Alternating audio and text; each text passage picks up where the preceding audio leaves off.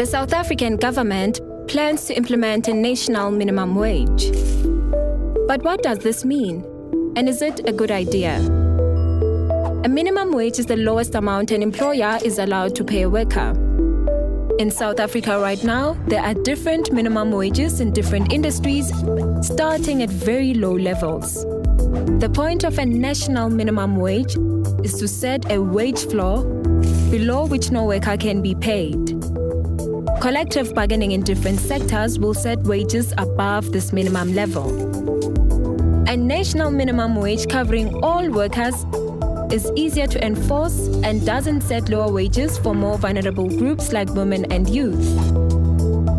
A meaningful national minimum wage that makes a real difference in the lives of workers can reduce poverty and inequality, help workers meet their basic needs and aid economic growth. It will fundamentally change our wage structure. Are wages of South African workers high? Not according to the World Bank, which says high wages in South Africa are mainly due to high wages for managers and professionals, and not to high wages at the bottom of the income distribution. 5.5 million full-time workers are being paid wages which are too low to take them and their dependents out of poverty. A worker with an average number of dependents needs to earn about 4,300 rands to achieve this. A family of 4 needs about 5,500 rands per month just to survive. Below this, families do not have sufficient food and basic necessities. Children's education and health is undermined.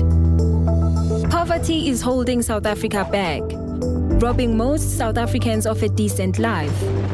South Africa also has the highest level of inequality in the world, mainly because of inequality between wages. The average salary of the top 10% of full-time employees is 82 times higher than the bottom 10%. Inequality generates huge social tension and stifles economic development. Across the globe, national minimum wages have been shown to reduce inequality and poverty. In the 2000s, Argentina and Uruguay upped their minimum wage by 200% and Brazil by 130%. At the same time, inequality and poverty fell dramatically and employment increased. Something similar happened in many other countries, where the value of minimum wages fell, like in Mexico and the United States. Poverty and inequality rose. Raising the national minimum wage helps reduce poverty and inequality because it bumps up wages of low-income earners faster than middle and high-income earners. And because wages are shared within families, higher wages help the employed and the unemployed. But do national minimum wages lead to job losses? There are always predictions of major job loss whenever a minimum wage is introduced. But these are just scare tactics. Hundreds of different studies internationally showed that there is either a small or no impact on employment. Why is this?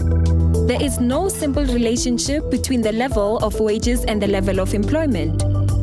Investment in the economy drives employment based on many economic factors.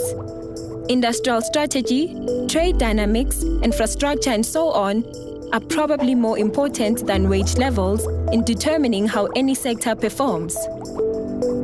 Besides, businesses adjust to higher wages in many ways. Efficiency and productivity increase, high earners take home less, and profit margins reduce or prices rise slightly. Employment also shifts between industries. In South Africa, no jobs were lost after minimum wages were introduced in private security, forestry, taxi, retail, and domestic work. Only in agriculture were the job losses. Although, since then, minimum wages and employment have risen together.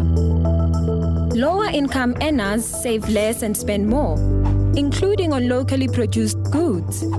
So more money in the pockets of low earners means higher economic demand. And then the giant wheel of the economy starts turning.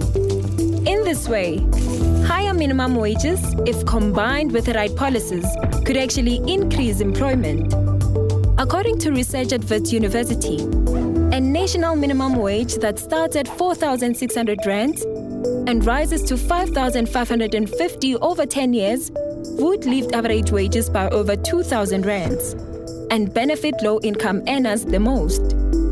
This would successfully reduce poverty and inequality and cause an increase in spending to help grow the economy. The minimum wage must increase each year at a faster rate than wages of the high-paid so that inequality is reduced. But powerful interests are opposing a meaningful national minimum wage because it challenges the cheap labor structure. We therefore need a large campaign by workers and communities to achieve this goal. A national minimum wage will not solve all our problems, and it won't bring all workers the wages they want. It is only part of the fight for a living wage and a new wage policy. It must also be complemented by other interventions, including centralized collective bargaining in all sectors and comprehensive social security. But by reducing poverty and inequality and boosting consumption, the national minimum wage can be an important part of South Africa's economic solution. It has worked across the globe and can change the lives of millions of South Africans. It is more than just a good idea. It is a policy worth fighting for.